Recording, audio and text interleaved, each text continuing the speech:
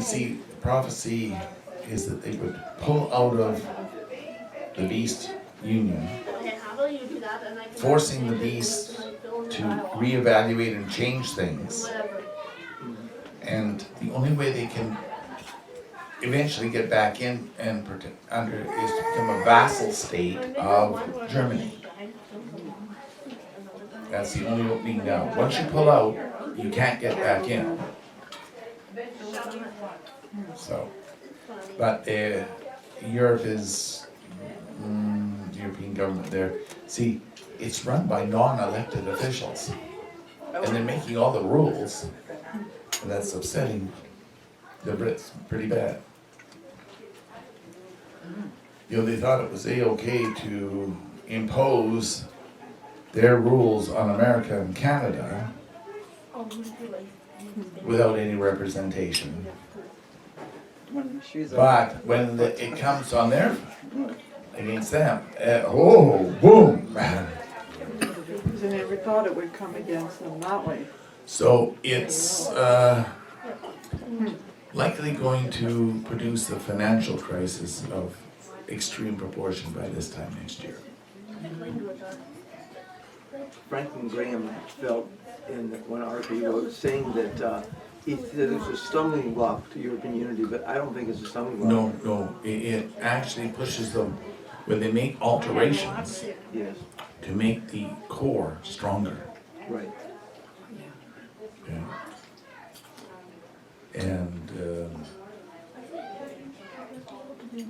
there's a number of things there, like a lot of the Canadian stocks were down rather heavily on Friday because of this.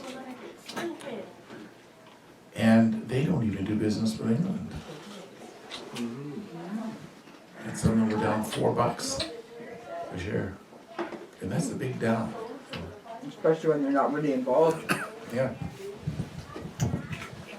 But American went into, because they have a bigger trade situation with England, because it allows them to ship stuff into Europe. And now all of a sudden they won't be able to ship stuff into Europe without paying the big heavy duties.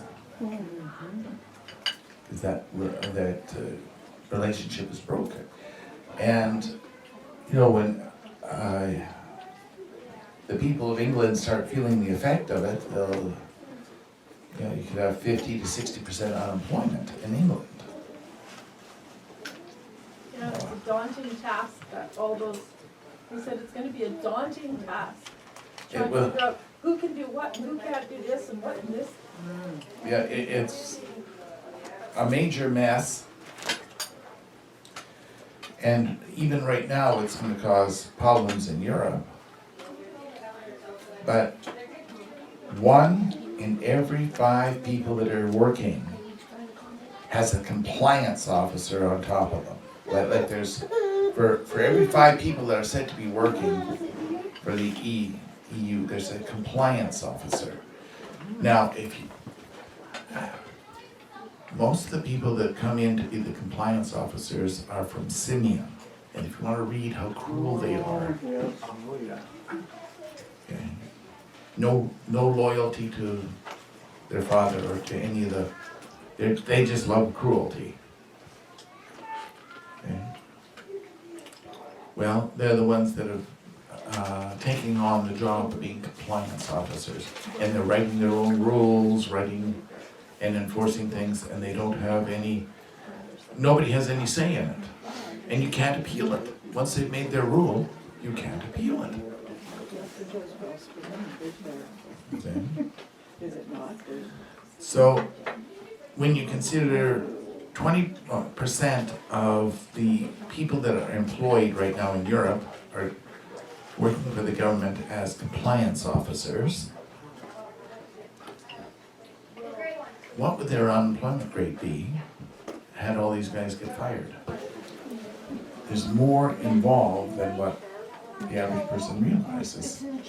This effect on Europe, in England, this move could put 50% unemployment in the picture within the year. 50% of their population unemployed. Well, they don't have any reserves to pay them unemployment insurance.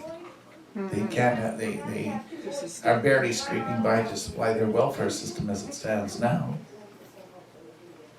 So what's that gonna do? A lot of unrest. A lot of unrest. Gerald, So- doesn't prophecy say though that England or Britain goes in it, like it goes bounces back and forth? Not back and forth, it can't go rejoin, once it's pulled out, it cannot rejoin. Okay, so that is total prophecy. Right there, and then the only thing they can do is become that vassal state of Germany, Which is prophesied. which is prophesied. And what is a vassal state? Slaves, basically. They surrender all their rights to self-rule and they become totally under what German law.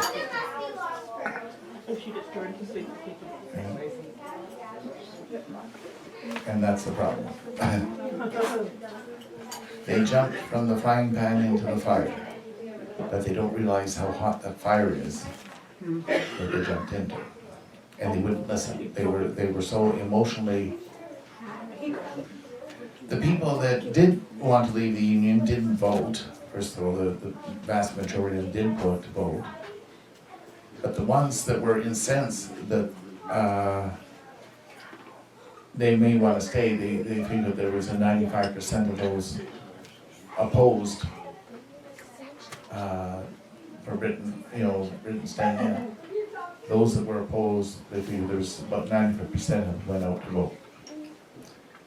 And they said if another 3% of those that were in favor of staying would have came out to vote, they would have stayed. But apathy is one of the things that takes place in a major way at the end time. And even a cloud of sloth that's over it, people just don't want to move. They don't want to do what's right. It seems like Ephraim was singled out as well, being apathetic in prophecy in the end time. Well, they were, that they would sit back twiddling their thumbs waiting for somebody else to do something.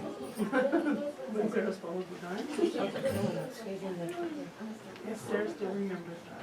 And Where she talks about it, Mom. this thing with this vote,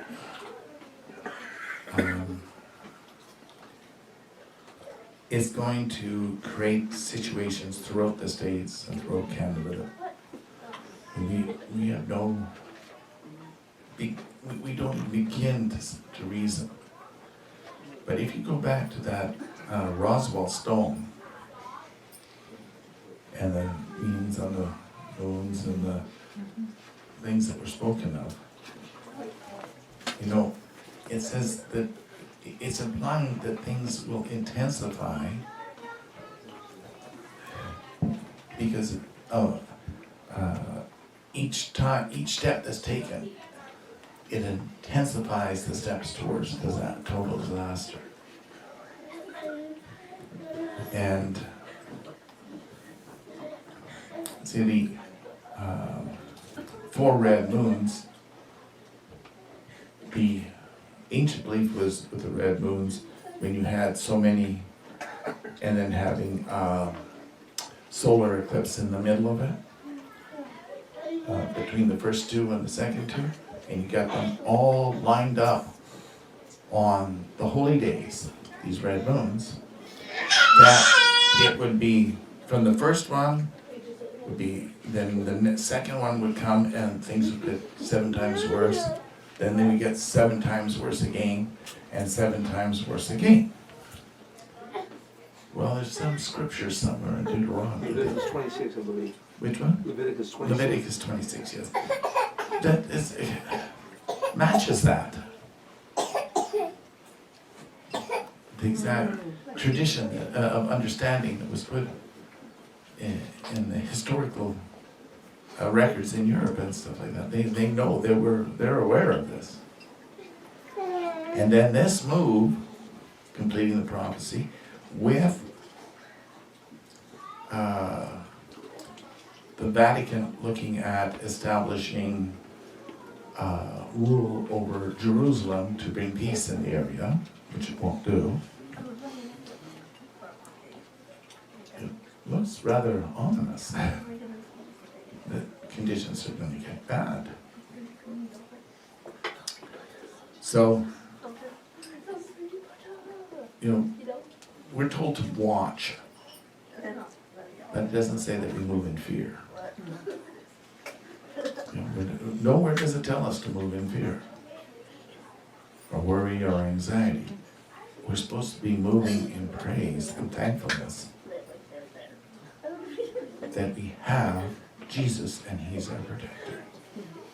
Isn't that what wisdom is, though? Knowing something but not fearing it because you know where God is. And you call that wisdom? That is part of the faith system, of why it says build your faith. Go from level to level of your faith growth, so that you can trust God and believe Him fully and make the alterations.